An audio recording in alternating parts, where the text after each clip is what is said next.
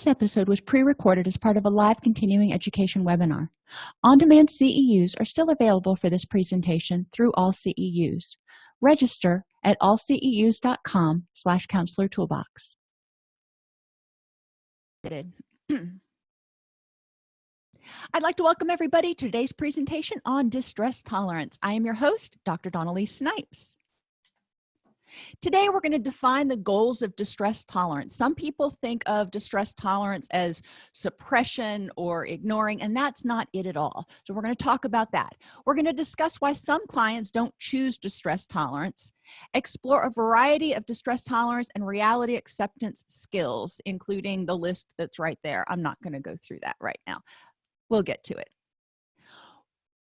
Would you rather start the day with an inbox completely full and an outbox empty, or start the day with an empty inbox and outbox?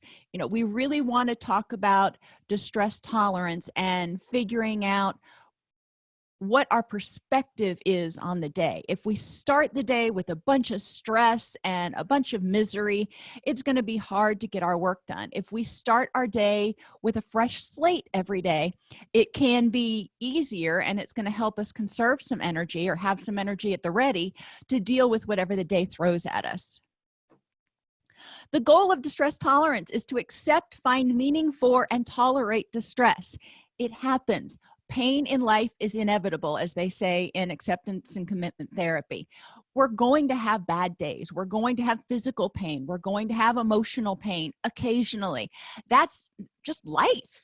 And we need to help people not be afraid of those feelings and learn how to find meaning in those feelings, tolerate the distress for the moment, and then figure out how to improve the next moment. Pain and distress are part of life, and refusing to accept this leads to suffering. If you keep saying, I shouldn't be angry, I shouldn't be depressed, I don't want to do anything that might make me feel uncomfortable, is that really living? How much are you really living? It's also important to remember that any attempt at change is going to produce distress. Therefore, distress tolerance skills are necessary. One of my mentors said that change causes crisis and crisis causes change. And that has stuck with me for 20 some odd years because it's true. Think about New Year's resolutions. This isn't a huge change for most people, but it is a change. It causes a little mini crisis. If they're trying to get in shape and they start going to the gym, and that's all well and good, but then a couple of weeks into it, they're maybe not seeing the progress they wanted, or they're a little bit uncomfortable, and they've got to make that critical decision. Do I sit on the couch and continue to binge on Netflix, or do I get up and go to the gym? That's a discomfort. There is some dissonance between what they said they were going to do with their resolutions and what they want to do, and they've got to figure out what to do with that. And distress tolerance is helpful in these situations. If they say, oh, I really don't want to go to the gym, but I said I was going to do it, so I'm going to get up and go to the gym. Well, they may not be happy about it, but what can they do to tolerate that distress? The same thing is true in counseling. There's a lot of things we ask clients to do, and we want them to be able to do it, to tolerate the distress a little bit. We don't want to overwhelm them with distress, but it's important that we make sure they have these skills, so when they start feeling overwhelmed, when they start feeling dysphoric, they have some tools. One of the first things that people need to do in distress tolerance is be aware of it, which means becoming mindful and aware of the present moment. What are their thoughts? What are their feelings? What are their urges? What are their wants and needs? And what can and can they not control? In the moment, I'm accepting, okay, I'm angry. It is what it is. Now, what am I angry about? Let me figure out that. What am I telling myself that I'm angry about? What thoughts am I having that are triggering that fight or flight response? I'm feeling that feeling of anger. Are there any other feelings I'm feeling? What are my urges right now? If you think of acceptance and commitment therapy, urges often are away behaviors. There are things that we do to avoid dealing with whatever it is, like sleeping or drinking or lashing out, punching a wall, whatever it is. But it often doesn't help. Generally, we don't have the initial urge, or a lot of times we don't have the initial urge to do what is in our best interest. Our initial urge is to make the pain go away as quickly as possible. Be damned what the long-term consequences are. And distress tolerance helps us take a breath and get into our wise mind and figure out, okay, I know what my urges are, I know what I want to do, but is that going to help me move toward my rich and meaningful life? What are my physical feelings when people are feeling dysphoric? A lot of times, fight or flight, they're going to have those excitatory responses, they're going to have the stress response, increased breathing, increased heart rate, sweaty palms, whatever. Just recognizing that and recognizing it for what it is, recognizing it as a stress response and saying, okay, my body is gearing up to fight or flee should there be a problem. And what are my wants and needs in this situation and ultimately? So my wants and needs right now, and what is the best choice from those wants and needs right now to help me achieve my long-term goals? Encouraging people when they have cravings, for example, when they're recovering from addiction or emotional eating, being aware of the present moment. What are their thoughts? Their thought may be, I have to have that, or I'm going, I need to have that. I want to have that. And that's okay. Those thoughts are okay. Being aware of them is what is most helpful. And then we can unhook from them and put that phrase in front of it. I'm having the thought that I have to have a pizza right now. I'm having the thought that I need to go upstairs and have a snack. Those are thoughts, and we can help people start learning how to unhook from their thoughts and evaluate them for their effectiveness in helping them achieve their long-term goals. When they're, with cravings, a lot of times they may feel anxious if they can't access what it is they want, because a lot of times that behavior, whatever it was used to escape from dysphoric feelings, and they may feel anxiety.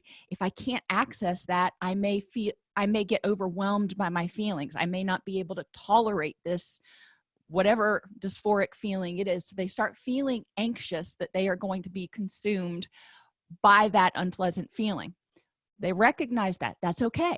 Recognizing I am feeling anxious that I cannot have, my addictive behavior. I cannot have that chocolate cake right now, whatever it is. Acknowledge it. That's okay. Helping people work through these, becoming aware of the present moment and telling themselves repeatedly, it's okay to have this thought. It's okay to have this feeling. It's okay to have this urge. It doesn't mean I have to act on them. It doesn't mean I have to keep having them. I can choose which thoughts to hold on to, and I can choose which thoughts to, whether I want to do some cognitive restructuring or whatever I want to do to improve the next moment. But becoming aware of what is in the moment and accepting it and telling themselves, all right, it's fine. It is what it is right now.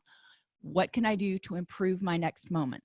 And the same thing is true for depression. When people are feeling clinically depressed, becoming aware of the present moment. What thoughts are you having about your depression? What thoughts are you having that are contributing to your depression? And what do you want to do about them? What feelings are you having associated with your depression? You may be angry that you're still depressed, or feeling hopeless and helpless, or feeling anxious that maybe you'll never get better, or feeling guilty because you don't have the energy to do the things with your kids that you want. Encouraging people to identify what's going on in the present moment. What are your urges? A lot of times people, when they're depressed, they either want to go to sleep. A lot of times people just want to crawl back into bed. They may not feel like they have the energy to do anything, so they may just want to sit on the sofa and binge Netflix. They may want to eat. Understanding, identifying what their urges are and acknowledging them. My urge is to do this. And then for each urge saying, is this the best choice to help me move towards my ultimate goals? So mindfulness. Distress tolerance is a natural progression from mindfulness, accepting non-judgmentally, there's the key, oneself and the situation. That's the other key. Non-judgmental of myself for my thoughts, my feelings, my urges. They are what they are. They're not bad, they're not good, they are just what they are. And the situation, it's not bad, it's not good, it just is. And we can decide what to do from there. Not trying to change the situation, your feelings, thoughts, or urges right then. Not trying to say, I shouldn't feel this way, but saying, okay, I feel this way. It is what it is. How can I improve the next moment? And that involves looking at your menu of options, looking at those behaviors that hopefully people have lists of, what can I do when I'm feeling this way? And choosing the best response to help them get to what's meaningful in their life. If they turn on the news and they watch the news and they get upset because the news is typically upsetting, okay, they are angry, they are upset, that's fine. What are they upset about? Those are the thoughts. What are they telling themselves? Okay, that's fine. The situation, whatever they watched on the news, it is what it is. Okay, now taking all of that into consideration, once we get into our wise mind, what do I need to do about it in order to move toward my rich and meaningful life, in order to use my energy to make my life meaningful? Does holding on to angst about the way a story was reported, does that have any long-term effect on my happiness? And if I answer no, then I need to choose whether I want to hold on to that distress over that particular issue, or if I want to choose to let it go and focus my energy somewhere else. If it is something that is going to have long-term consequences for my health and happiness, then I need to decide, okay, I'm aware of the situation. What do I need to do in order to feel like I'm empowered toward improving my situation? Politics is a perfect example right now. If you don't like the way things are going, what can you do? Can you get involved? Can you advocate for a particular candidate? What can you do to improve, your ultimate goals, to work towards those goals, to feel like you made your mark? Distress tolerance means surviving crises, accepting life as it is in the moment. Tolerance and acceptance, however, do not equate with approval. You don't have to like the moment. You sit in the moment and you say, okay. You may sit in the moment and say, yeah, this is pretty good. You may be ambivalent, or you may really not be happy with where it's at, and you feel angry or anxious or depressed. That's okay. It doesn't mean you have to approve of what's going on. You have to identify it and accept it, and then figure out, what do I need to do next, if anything, to deal with this situation in order to achieve my goal of happiness? Sometimes people so want others to understand how bad it is that they focus on that instead of surviving the situation or improving the next moment. So for short-term gains, they may want to try to prove to others, look how bad it is, look what you made me do, look how awful I feel right now, in order to control other people's behavior. They may go to the hospital in order to get attention or to get a break. And I'm not saying everybody that goes to the hospital is doing it to get attention. And I don't want to pathologize that. I want to remember that behavior is communication. If a person has to get to the point that they are repeatedly checking themselves into the hospital or going to the ER, and it's not actually a clinical emergency, we need to ask ourselves, what are they trying to communicate? And the first thing that comes to my mind is they're not feeling like they're being heard for how bad it is. It may not rise to the level of admission to the hospital, but they're wanting somebody to take them seriously. They're wanting somebody to hear how bad it is. Thinking about why is it that other people need to validate your feelings? why is it that you need to prove how bad it is to somebody, and why do you need others to say, oh wow, that is devastating? Sometimes it helps if for some of us, it helps if we have somebody who is understanding, who can paraphrase and recognize, hey, you are feeling devastated, or you are just really enraged right now. And you can say, yeah, sometimes all people need is to feel heard and feel validated, and then they can make that next step.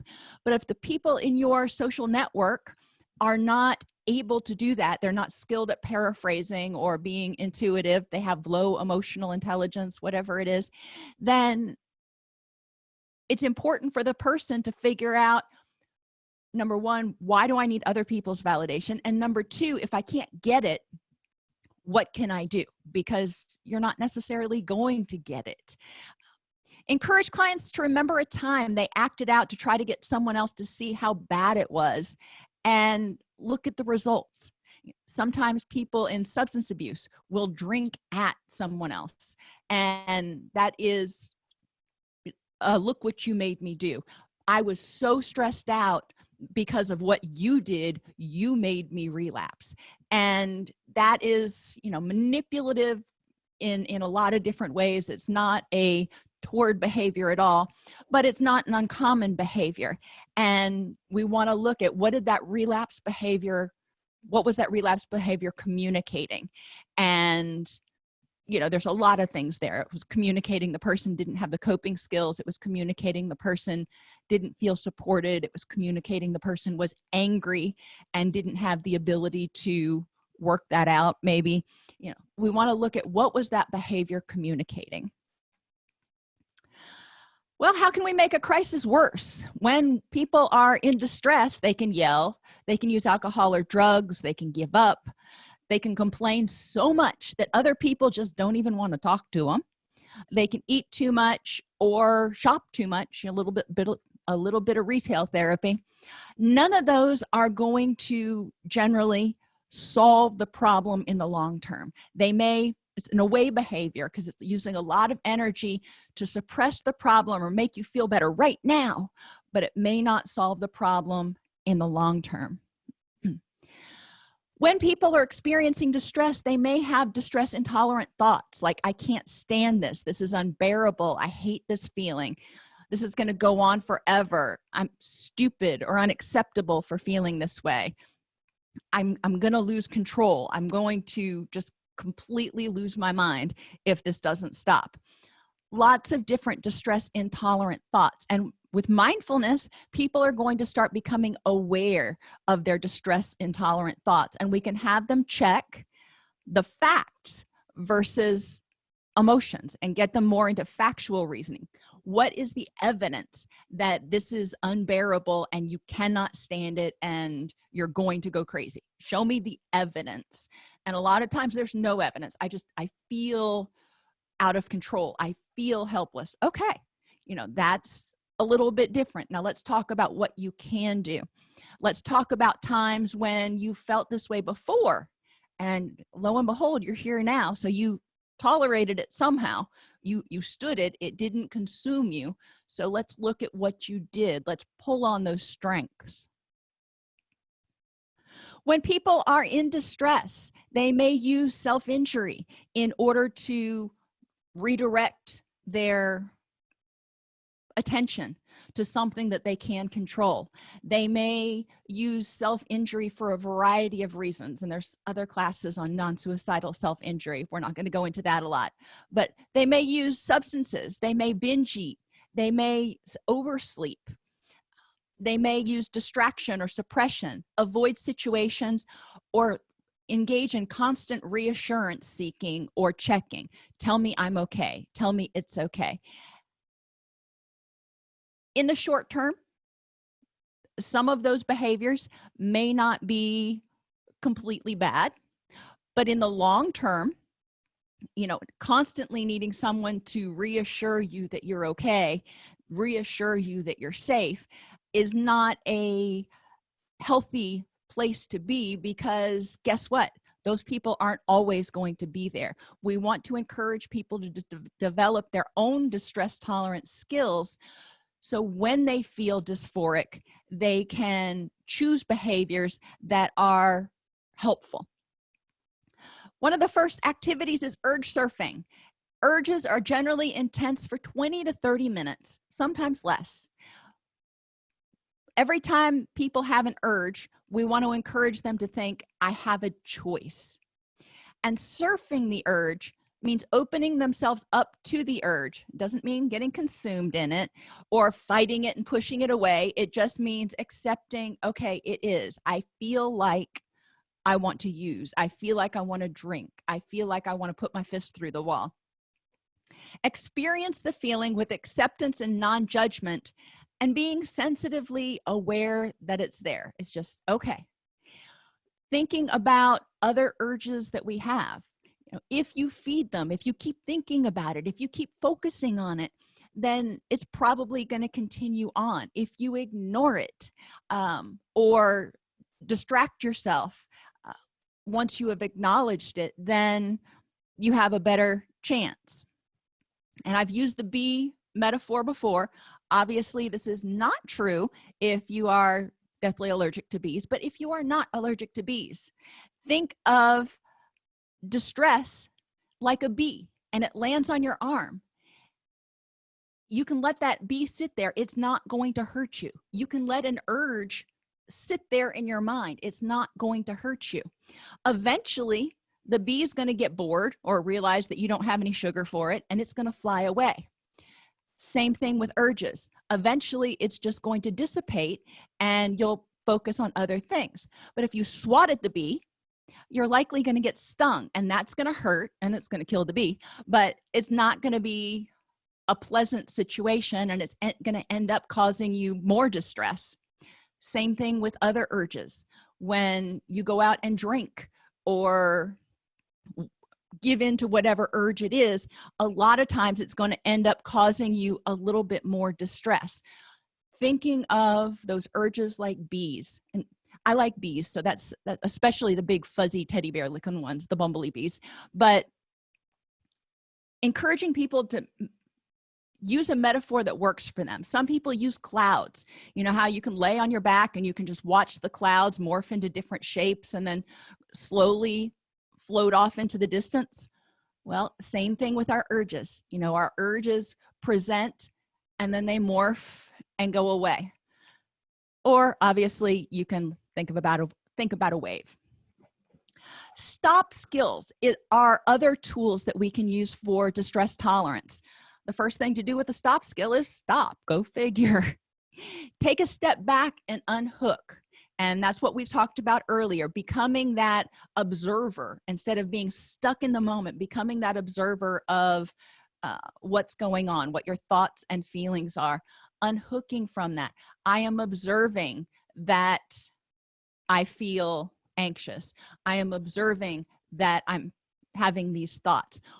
Pretend you're a scientist looking at this, or pretend you're somebody watching a television show.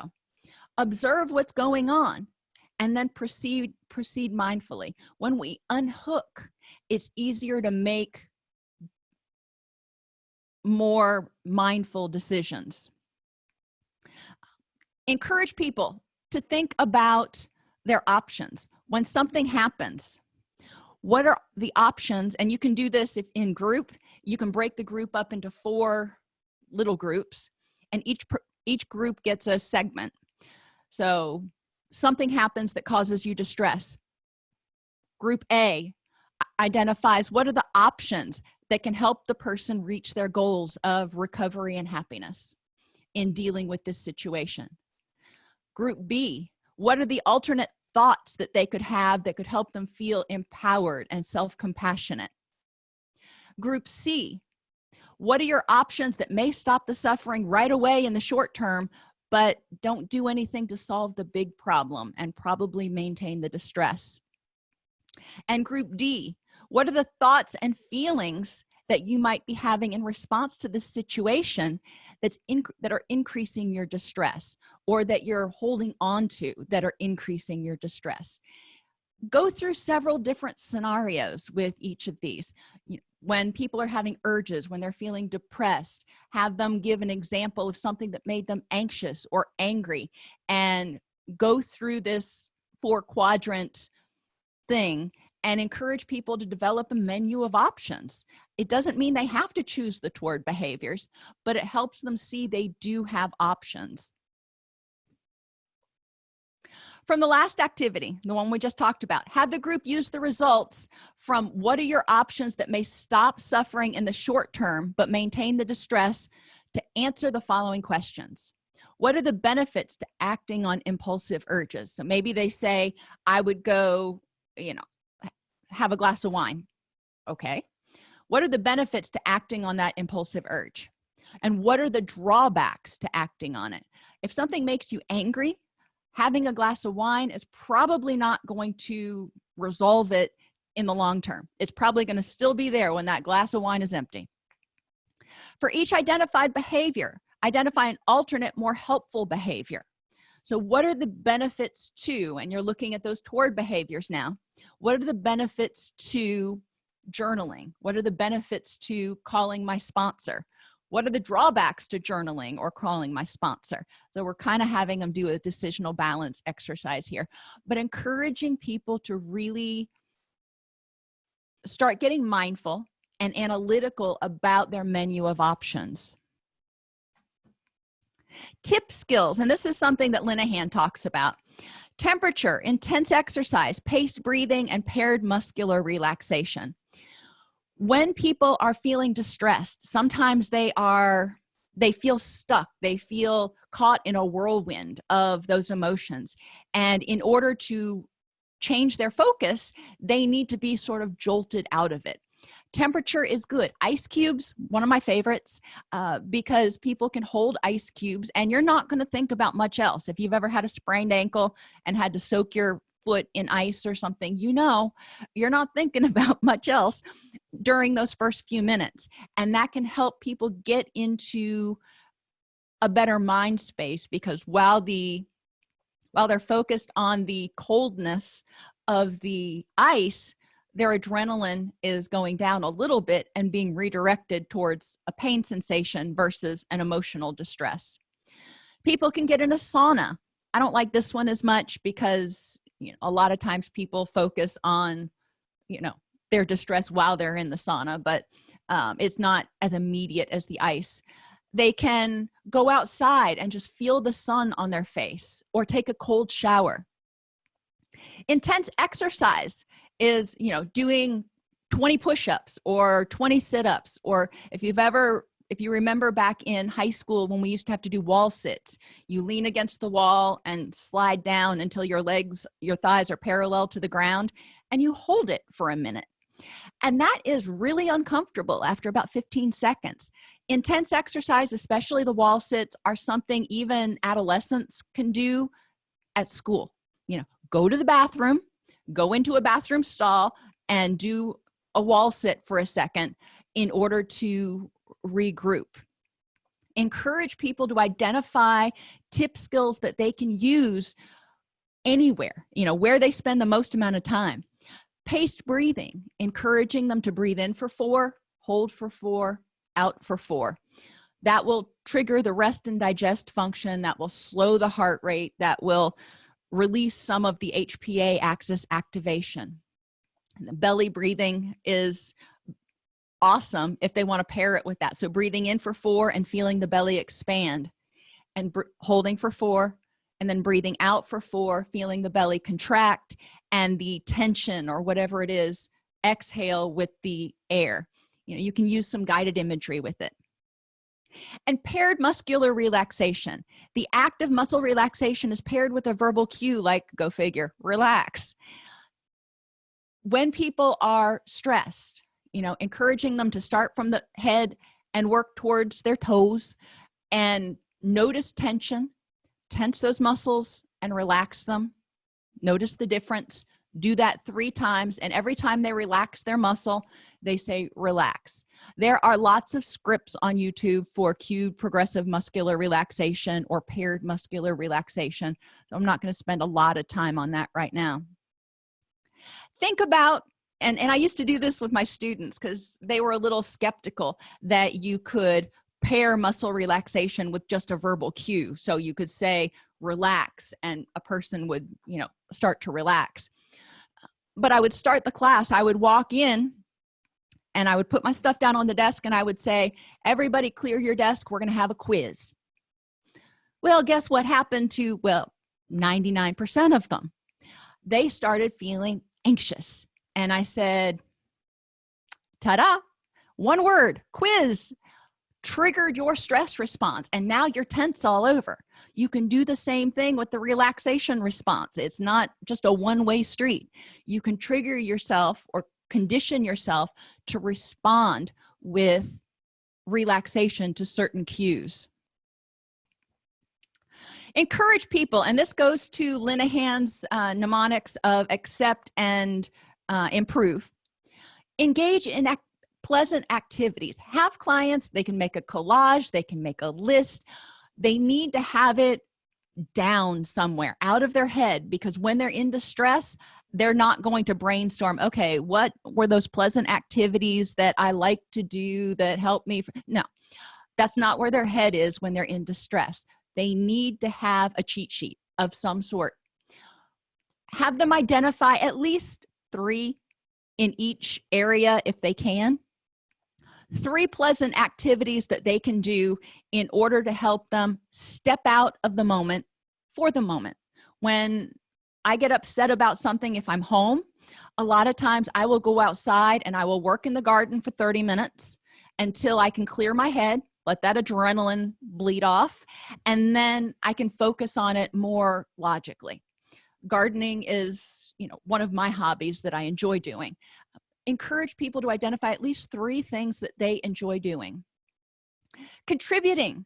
What can they do to help out? It can be volunteering somewhere. It can be going outside around your office and picking up trash to make it look better. It can be, dusting the lobby, whatever it is that's contributing, helping others in order to improve your little slice of the world. Comparisons. You can compare yourself to people who are not doing as well. You can compare yourself to how you're doing now versus how you were, a time when you were doing worse. I like comparisons a little bit because I also like using it to compare yourself to other people that you admire. What is going well for you, and comparing how that thing works. It's not my favorite intervention, but it's one of them that is there in the mnemonic. Opposite emotions. Encourage people to do things that make them happy. Doing things that make them happy, give them a belly laugh. That is going to trigger the release of endorphins and serotonin. That will help rebalance some of those glutamate and norepinephrine and excitatory neurochemicals. What is it that they enjoy doing? When I would get stressed, where I used to work in Florida, I love squirrels. And I would go out, and I always kept peanuts in my desk, and I would go out and I would feed the squirrels. It was just something that made me happy because I liked watching them in their little tiny hands eating the peanuts. You can go on YouTube, you can go on Pinterest, find something that makes you happy. Pushing away. And that is as simple as pushing thoughts away, saying, I'm not going to think about this right now. I have the image of her going, la, la, la, la, la. Whatever it is that helps you push away that thought and say, it's not that I'm going to not deal with it at all. It's that I'm not going to deal with it right now. If you get angry at your boss, for example, and you are enraged about some new policy, okay, well, you're enraged. Probably not the best time to go approach your boss. So it's important to explore ways to push it away, to give yourself a break, so you're not going in there in full flight or flight mode. You're going in there in your wise mind mode to state your concerns or state your objections. You want to be able to handle it. You want to be able to figure out how to deal with it. But doing it in the middle of full-on fight or flight is usually not the best reaction. Encourage people to think about something totally different. 4 things they see, 3 things they hear, 2 things they smell, and 1 thing they can feel. Typical grounding. Think about things you used to do on long car trips. Well, this is maybe for older people, because now the internet and tablets are so ubiquitous.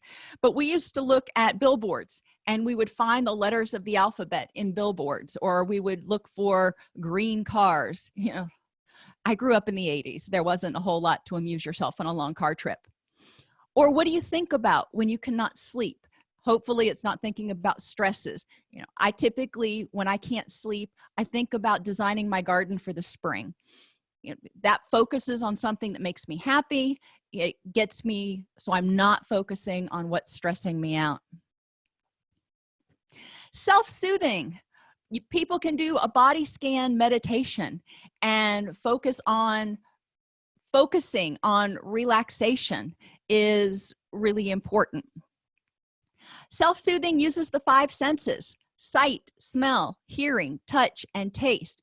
What can they do in order to self-soothe in any of these areas? One of my favorite pictures is this one. It's a little hamster in a sweater. Is that not the cutest thing you've ever seen? So that is a sight that I enjoy seeing. It always makes me smile. Smells. I happen to like roses. So if you smell roses or essential oil of rose, so you don't have to keep fresh roses in your office all the time, or hearing the birds sing, or feeling from getting a massage. And if you can't afford to go get a person massaging you, you can get one of those shiatsu back massagers. Sometimes any port in a storm will work. And then taste.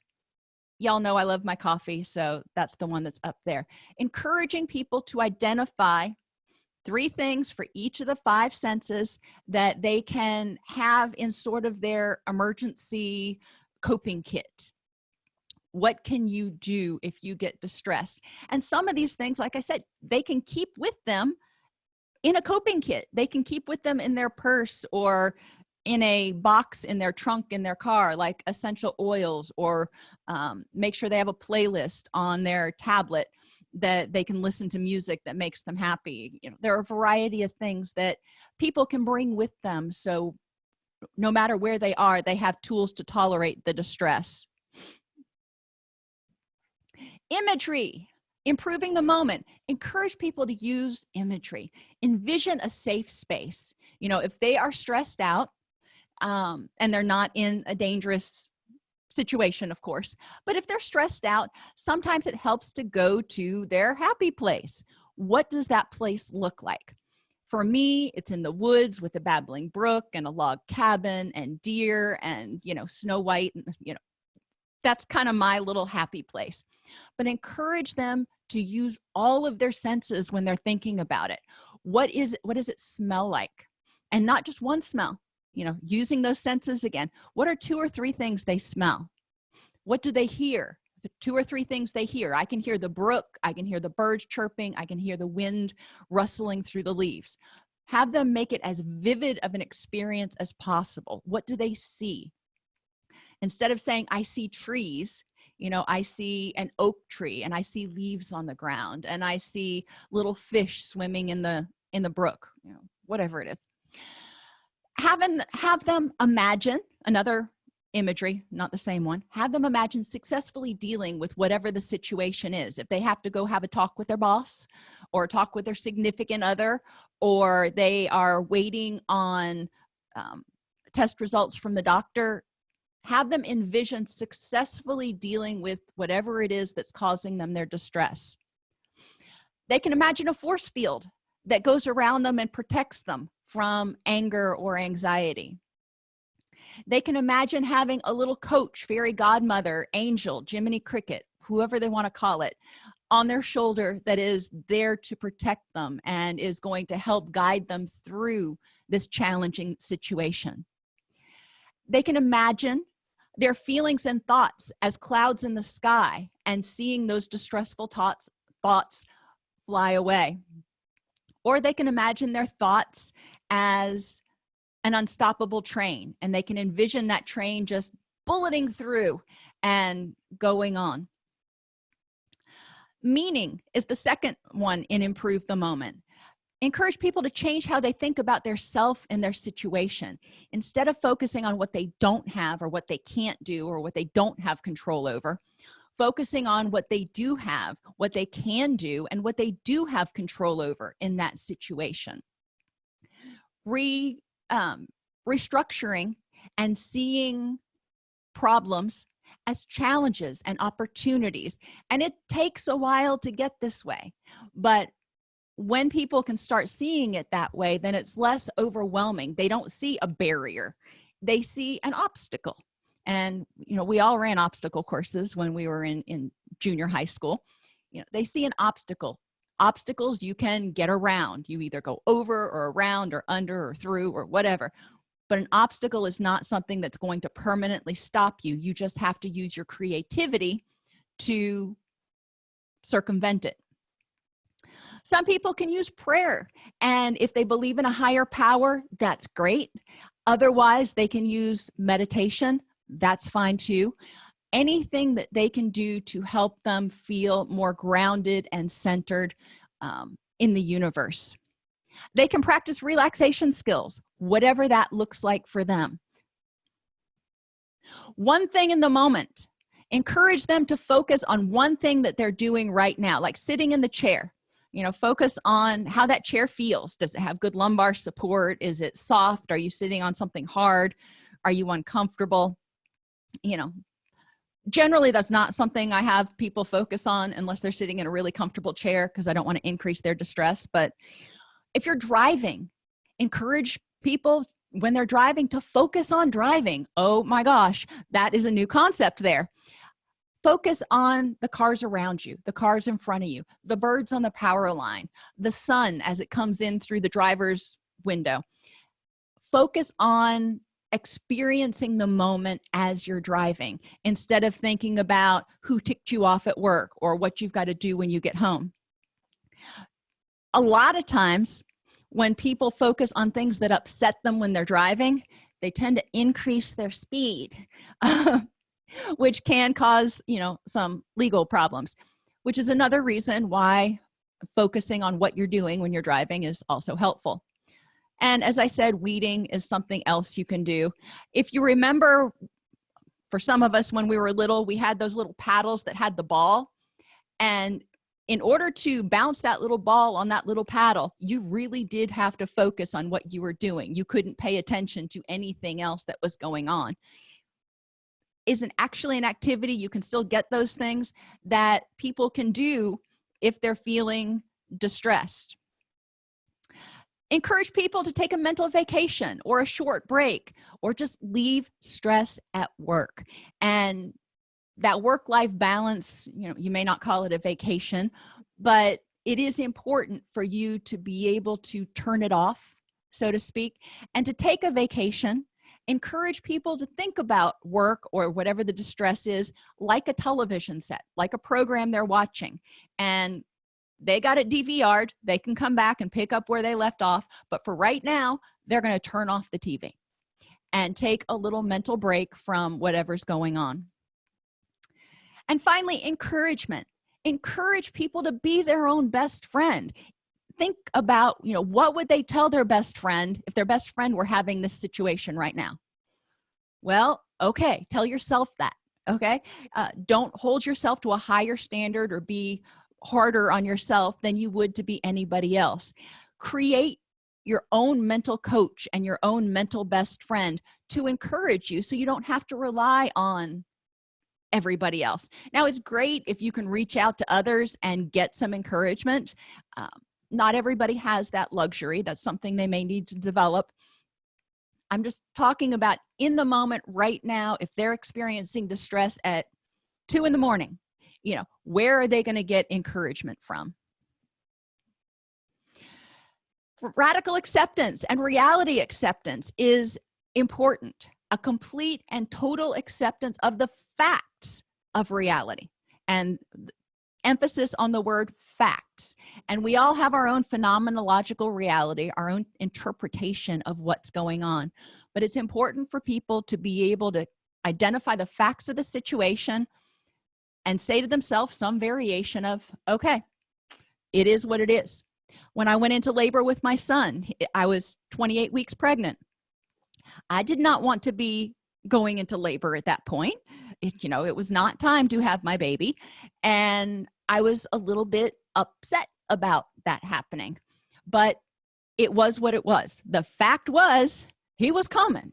And there was nothing they were able to do to stop it. So radically accepting it instead of getting, angry about it and, trying to stop it, nothing they did was going to stop it. So it was a matter of accepting that this is what's going on right now. So you've got to figure out, how are you going to deal with it? You can't change it. How are you going to deal with it?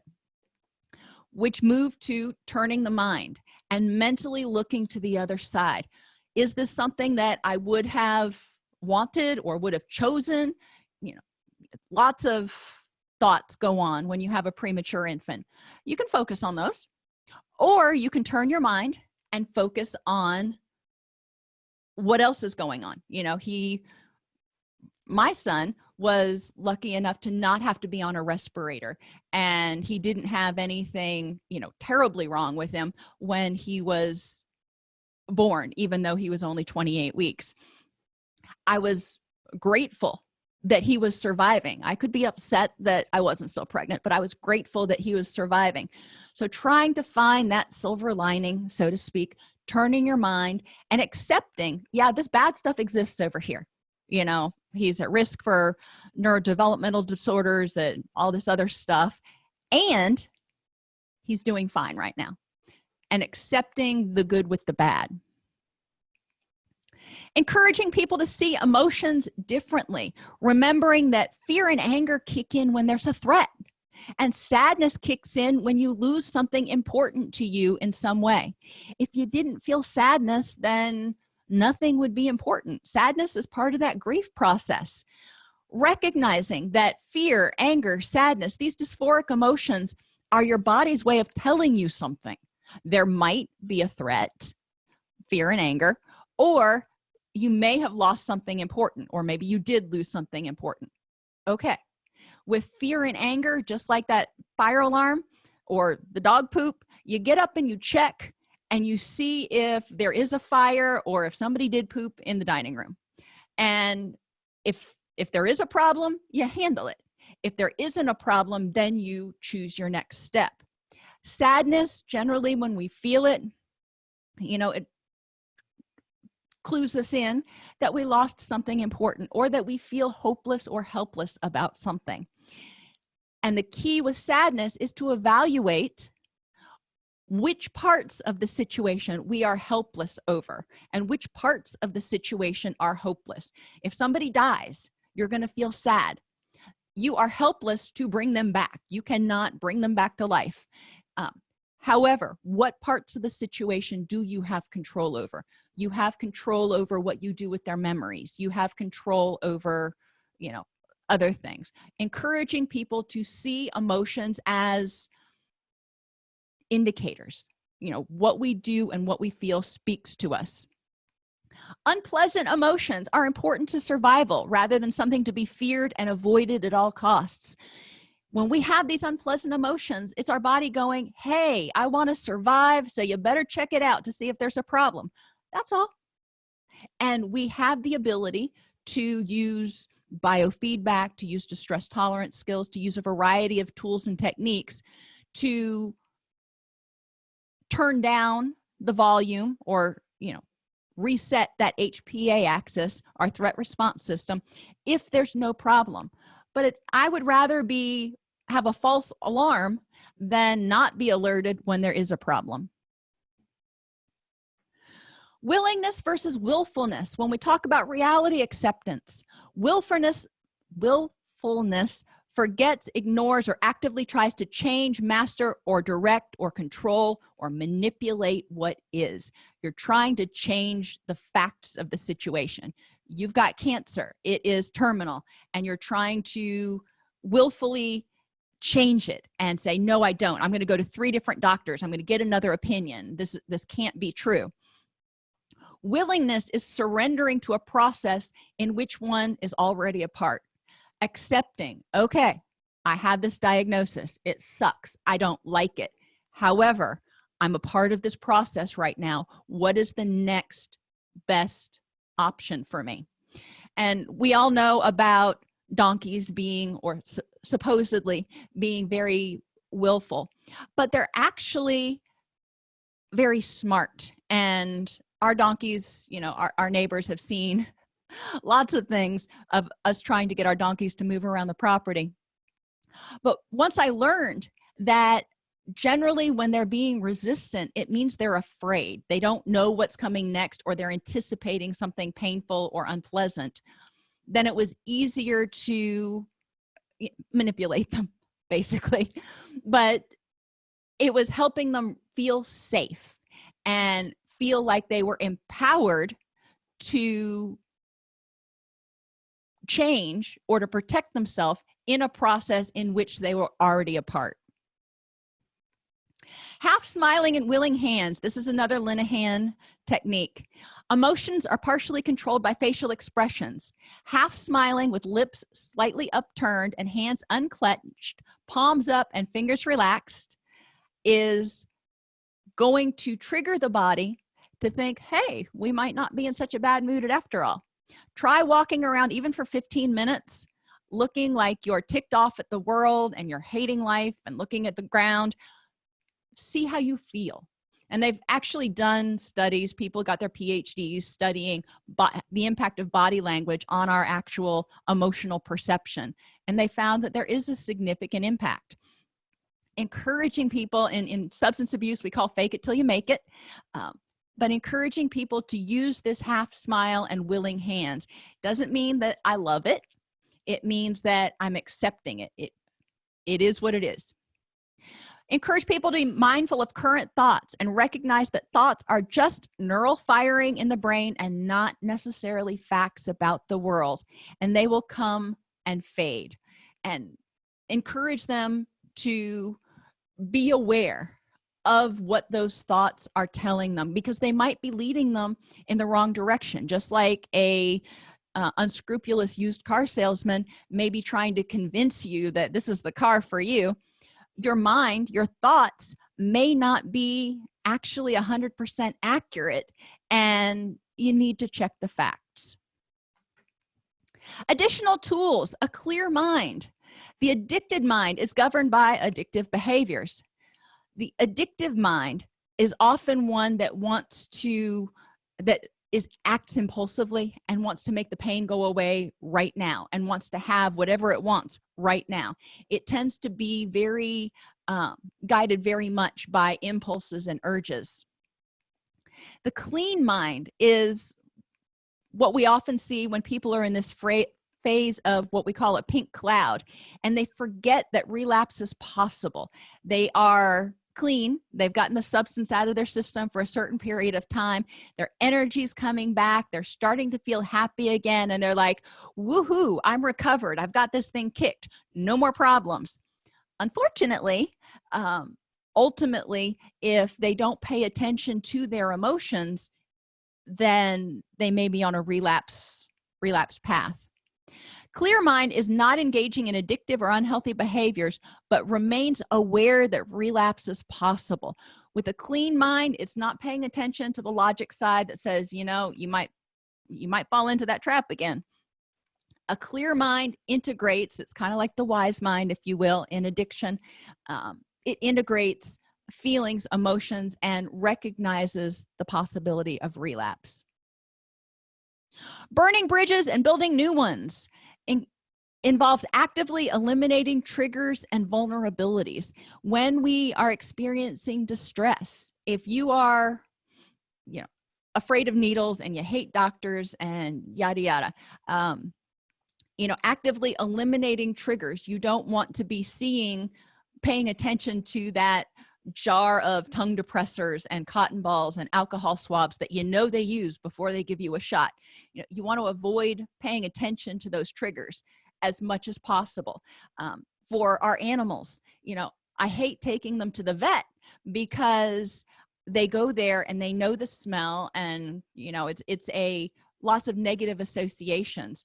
So we have a vet, because we live on a farm, we have a vet that comes out to the house, and it's a lot less stressful for the animals, and by virtue it's a lot less distressful for me. Find physical and emotional sensations and create mental images that compete with the addiction or the mood issue. And we talked about this earlier, identifying opposite emotions and opposite sensations that will help you feel a little bit better. Even if you're depressed, maybe smelling bergamot or rosemary will help you feel a little bit better. I'm not going to say it's going to make you giddy as a schoolgirl, because it's not, but it can trigger some olfactory memories that might help you feel better. Alternate rebellion means finding alternate ways to act out which are safer. Harm reduction, instead of having an entire chocolate cake, keeping pieces of chocolate in the freezer, so when you're really just craving that chocolate, you can have a piece. When you are well, that's an example for that. Sublimation, using that energy to do something that is more positive. That's one of those Freudian defense mechanisms right there. So I have this energy right now. I am really angry and I want to put my fist through the wall. What can I do that is more positive? I can get my toothbrush out and clean the baseboards. That's what I do. But use that energy for something positive. Since you got it ramped up, might as well use it. And loud music is another way of alternate rebellion. Not for too long, don't want to burst the eardrums, yada yada yada, but some of us really enjoy spending a few moments where we are just immersed in the music. Important questions. No distress tolerance techniques are going to work for every person all the time. Encouraging people to identify the ones that work for them and developing their own distress tolerance toolkit. With each one that they try, they need to ask themselves, how does this make me feel? How does this impact my feelings in the moment? And how does it affect how I handle the problem?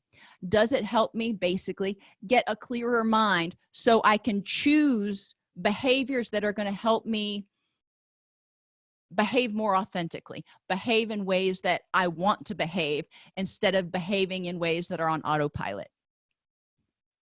Sometimes emotions, thoughts, or urges reappear. It's important to notice them without negative judgment, tolerate the distress, and problem solve. Kind of like Mrs. Kravitz on Bewitched. She just kept coming back. Prepare people for this. Grief, it may come back. You may have these little bursts of grief even 2-3 years later. Making sure that they're aware of that and they're ready to handle it instead of going, I can't believe I'm feeling this way again. Just, oh, well, emotion, I've got my little Mrs. Kravitz back. What am I going to do? Once clients are mindfully aware of their thoughts, sensations, and urges and willing to accept the moment, they need skills to tolerate the distress. Once they're willing to say, okay, I don't need to fight, I don't need to be afraid of my anger or my anxiety, but they need skills. Once they're sitting there with it, they got to figure out what to do with it. Help clients develop a menu of options which they can select from when they're in crisis, and remind them that they feel how they feel and to accept it non-judgmentally. Help them tolerate the distress until the intense emotions subside and they can get into their wise mind and choose from their behavioral options that will help them move towards their goals.